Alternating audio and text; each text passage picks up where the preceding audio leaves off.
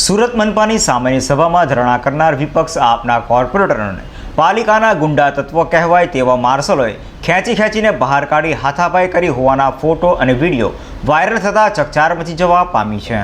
સુરત કોર્પોરેશનમાં વિરોધની અનેક ઘટનાઓ બનતી હશે, પરંતુ આ વખતે વિરોધ પક્ષ દ્વારા ઇતિહાસમાં પહેલી વખત આખી રાત સામાન્ય સભાના સરદાર ખંડમાં ધરણા કરીને વિતાવી હોવાનું સામે આવ્યું છે। આમ આદમી પાર્ટીના આક્રમક રીતે ભારતીય જનતા પાર્ટીના શાસકો સામે લડી લેવાના મૂડમાં દેખાઈ રહી છે। ગઈકાલે આમ આદમી પાર્ટી દ્વારા જે દરખાસ્ત કરવામાં આવનાર હતી તે દરખાસ્ત રજૂ થાય તે પહેલાં જ તેમણે સામાન્ય સભાને બરખાસ્ત કરી દેતા વિવાદ ઊભો થયો હતો। આમ આદમી પાર્ટી દ્વારા હંમેશા સભાને બરખાસ્ત કરવાના કે મુલતવી રાખવાના અને સભા પૂર્ણ થઈ ગયાની જાહેરાતને લઈને વિરોધ કરવામાં આવી રહ્યો હતો। દરમિયાન આજે વિરોધ કરી રહેલા આપના નેતાઓને પાલિકાના માર્શલોએ ખેંચીને બહાર કાઢ્યા હતા, જેમાં મહિલાઓના કપડાં પણ ફાટી ગયા હોવાના આક્ષેપો કરાયા છે। નમસ્કાર, હું ધર્મેશ ભંડેરી, વિપક્ષ પ્રતિનિધિ, સુરત મહાનગરપાલિકા, આમ આદમી પાર્ટી, સુરત શહેર। આપ સૌ બહુ સારી રીતે જાણી રહ્યા છો કે આજે ગુજરાત રાજ્યનો 62મો જન્મદિવસ છે, એટલે કે આજનો ગુજરાત સ્થાપના દિવસ। અને આજના દિવસે ભારતીય જનતા પાર્ટીના કુશાસકોએ સામાન્ય જનતાનો અવાજ બનીને આવેલા આમ આદમી પાર્ટીના સુરતના જનપ્રતિનિધિઓ સાથે જે વર્તન કર્યું છે એ ગુજરાતની લોકશાહીને, ગુજરાતની અસ્મિતાને કલંક લગાડનારું છે। એ આમ આદમી પાર્ટીના જનપ્રતિનિધિઓ જે જનતાનો અવાજ બનીને સદનમાં પોતાની વાત રજૂ કરે છે એ વાત રજૂ ન કરવા દેવાતા આમ આદમી પાર્ટીના જનપ્રતિનિધિઓ ગઈકાલે સામાન્ય સભા પૂર્ણ થતાની સાથોસાથ ધરણા પર બેસી ગયેલા। આખી રાત ત્યાં ધરણા પર બેઠા રહ્યા, પણ સવારથી ભારતીય જનતા પાર્ટીના કુશાસકોને એવું લાગ્યું કે આમ આદમી પાર્ટીના નગરસેવકો આવી રીતે હટશે નહીં, ત્યાં બેઠા રહેશે, એટલે એમણે લાઇટ, પાણીના તમામ કનેક્શનો બંધ કરી અને અમને ભગાવવાના પ્રયાસો સવારથી ચાલુ કર્યા। પણ અમે જ્યારે ત્યાંથી હૈલા નહીં એટલે બપોર પછી હમણાં 1-1.5 કલાક પહેલા ભારતીય જનતા પાર્ટીના કુશાસકોએ મહાનગરપાલિકાના સિક્યુરિટી ગાર્ડને હુકમ કર્યો કે એમને ઢસડીને,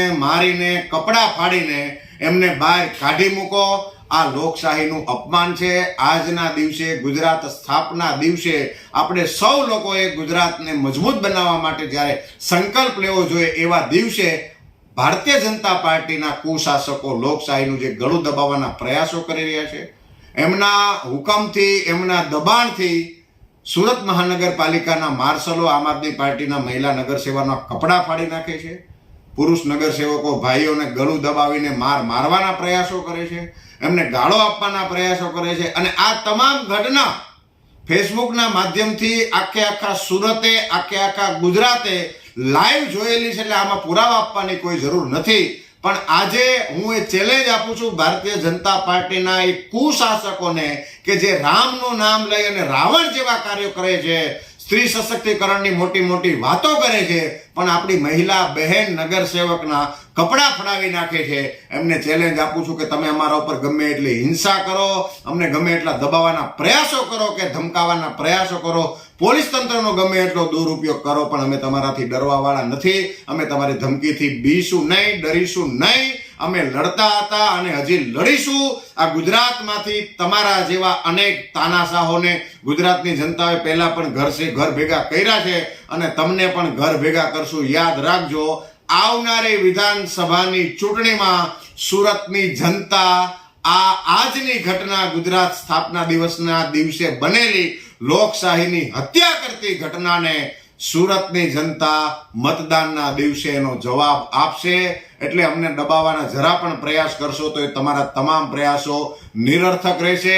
અમારી આ 2 માંગ છે, એ માંગ ભારતીય જનતા પાર્ટીના કુશાસકોએ માનવી પડશે કે 0 અવર્સમાં 10 મિનિટ ઓછામાં ઓછી વિપક્ષના પ્રતિનિધિઓને બોલવા દેવામાં આવે અને સામાન્ય સભા ત્યાં સુધી પૂરી થયેલી નહીં ગણાય જ્યાં સુધી શાસક પક્ષ અને વિપક્ષ બે એમ ન કહે કે એજન્ડાના તમામ કાર્યો ઉપર, તમામ કામકાજો ઉપર સુચારુ રૂપે ચર્ચા થઈ ગઈ છે અને ત્યારબાદ જ રાષ્ટ્રગીત શરૂ થશે। આ અમારી માંગ ગઈકાલે પણ હતી, આજે પણ છે અને આવતીકાલે પણ રહેશે।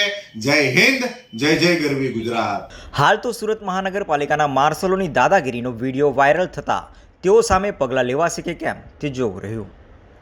હર્ષદ સેટા સાથે અઝર કુરેશી।